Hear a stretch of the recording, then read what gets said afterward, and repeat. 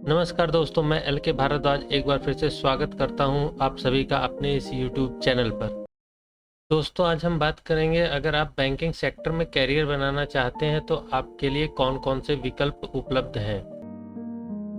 अब सबसे पहले बात आती है कि बैंकिंग सेक्टर में कैरियर क्यों। दोस्तों, बैंकिंग सेक्टर में जो जॉब होती हैं वो काफ़ी आकर्षक होती है। उसका कारण यह है कि यहाँ पर सैलरी काफ़ी अच्छी मिलती है और इसमें जो जॉब होती हैं वो हमेशा डिमांड में बनी रहती है, क्योंकि इन जॉब्स का जो नेचर होता है वो स्किल्ड होता है और हमारी सोसाइटी में एक बैंक कर्मचारी को बहुत इज्जत के साथ देखा जाता है। ये सोसाइटी में लोगों से डायरेक्ट जुड़े होते हैं, इसलिए सोसाइटी में इनकी काफ़ी अच्छी जान पहचान बन जाती है। अगर हम बैंकिंग सेक्टर में कैरियर बनाने के बेनिफिट की बात करें तो इसमें सबसे पहला बेनिफिट होता है जॉब सिक्योरिटी। मतलब यहाँ पर जो जॉब होती है वो आपकी काफ़ी सिक्योर होती है और कम्पिटिटिव यहाँ सैलरी बाकी जगहों की अपेक्षा काफ़ी अच्छी मिलती है। इसमें अगली अच्छाई ये होती है कि आपको प्रमोशन की काफ़ी अच्छी अपॉर्चुनिटी होती है और हर 4-5 साल में आपका प्रमोशन हो जाता है।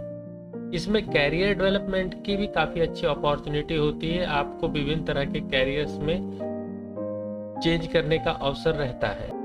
और अगर हम अगले बेनिफिट की बात करें तो इसमें एक्सीलेंट वर्क लाइफ बैलेंस होता है। मतलब यहाँ जो है बिल्कुल समय से जाना होता है, समय से आना होता है और इससे जो है आपका पर्सनल लाइफ और वर्क लाइफ में काफ़ी अच्छा बैलेंस मेंटेन हो जाता है।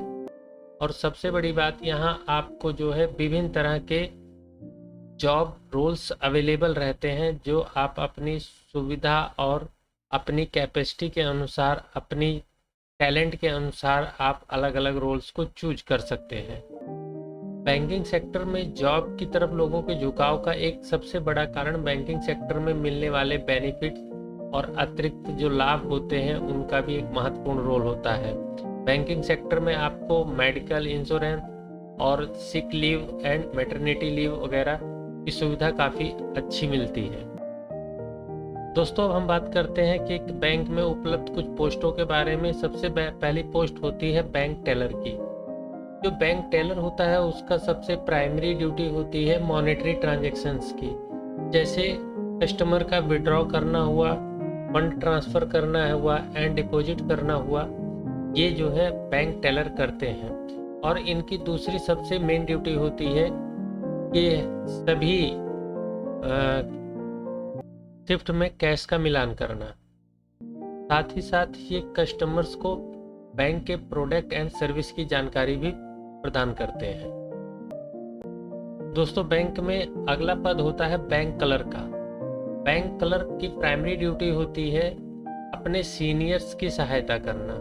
इनका प्रथम काम होता है कि जो बड़े सीनियर एम्प्लॉय हैं उनको असिस्ट करें और ये डेटा एंट्री का काम करते हैं। जो कस्टमर के इंस्ट्रक्शन से कस्टमर जो देता है, जो भी इंफॉर्मेशन प्रोवाइड करता है, उसकी डेटा एंट्री ये सिस्टम में करते हैं। साथ ही साथ कस्टमर से विभिन्न प्रकार के ट्रांजैक्शंस को करना भी इनकी ड्यूटी होती है। क्योंकि ये फ्रंट लाइन डेस्क पर बैठते हैं, इसलिए विजिटर जो भी बैंक में आते हैं उनके क्वेश्चन का आंसर देने की भी जिम्मेदारी इन्हीं के ऊपर होती है। क्लर्क्स की एक महत्वपूर्ण ड्यूटी, जो भी डेटा या बैंक रिकॉर्ड्स होते हैं उनके फाइनेंशियल डेटा को टाइम टू टाइम अपडेट रखने की जिम्मेदारी भी इन्हीं के ऊपर होती है। अगला पद है फाइनेंशियल एनालिस्ट। दोस्तों, फाइनेंशियल एनालिस्ट का सबसे प्रथम काम होता है कि जो भी इन्वेस्टमेंट होती है बैंक की, उसके बारे में इनको प्रेडिक्शन करना होता है, अनुमान लगाना होता है कि वो किस तरह की परफॉर्मेंस कर रही है और इसी प्रेडिक्शन के आधार पर ये बैंक को रिकमेंड करते हैं कि इन्वेस्टमेंट का पोर्टफोलियो क्या होना चाहिए। इनका दूसरा महत्वपूर्ण कार्य होता है ये इकोनॉमिक ट्रेंड को मॉनिटर करते हैं कि मार्केट में या सोसाइटी में या कंट्री में जो है हमारा जो इकोनॉमिक ट्रेंड है वो कैसा चल रहा है।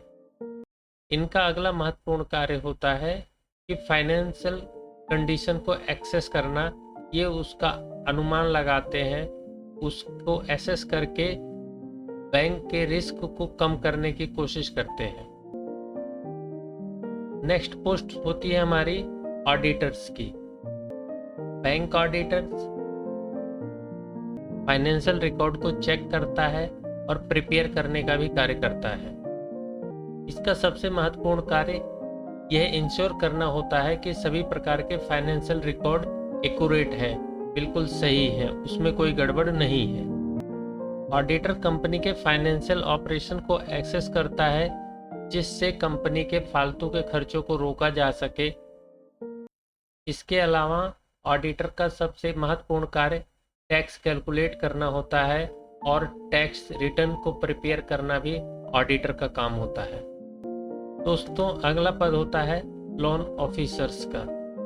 अगर हम लोन ऑफिसर्स के ड्यूटी की बात करें तो इनका कार्य होता है कस्टमर की लोन रिक्वायरमेंट को समझना, उसकी क्रेडिट कैपेसिटी को समझना तथा इस बात का डिसीजन लेना कि कस्टमर को लोन देना चाहिए या नहीं देना चाहिए।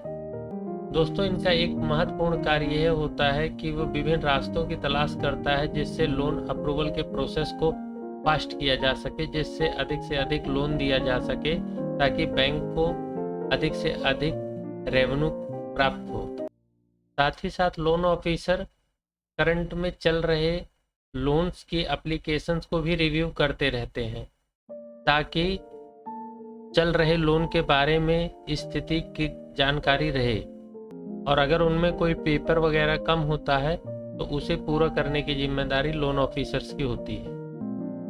बैंक में अगला पद होता है बैंकिंग एसोसिएट्स का। बैंक एसोसिएट्स का प्रमुख कार्य बैंक के फाइनेंशियल प्रोडक्ट्स को सेल करना होता है। ये मार्केट के करंट ट्रेंड को एनालाइज करते हैं तथा अपने प्रोडक्ट से जुड़े हुए मार्केटिंग मटेरियल्स को ये तैयार करते हैं जिससे प्रोडक्ट की सेल्स को बढ़ाया जा सके। बैंक एसोसिएट्स का एक प्रमुख कार्य जो है क्लाइंटों को बैंकिंग प्रोडक्ट, सर्विस और इन्वेस्टमेंट के बारे में बताना होता है।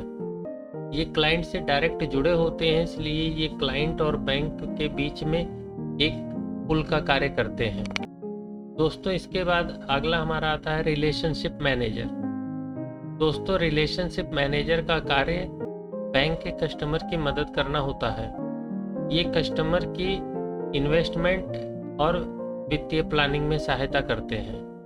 ये कस्टमर के लिए उनके इन्वेस्टमेंट पर रिस्क का असेसमेंट करते हैं तथा उन्हें रिपोर्ट देते हैं जिससे कस्टमर सही इन्वेस्टमेंट के लिए निर्णय ले पाता है। तो दोस्तों, ये बैंकिंग सेक्टर से जुड़े हुए कुछ महत्वपूर्ण पद थे जिन पर आप कार्य करते हुए पैसा और सम्मान दोनों कमा सकते हैं। तो दोस्तों, आज के लिए बस इतना ही। मिलते हैं नेक्स्ट वीडियो में।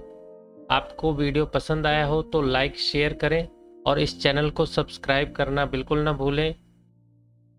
वीडियो देखने के लिए आप लोगों का बहुत बहुत धन्यवाद।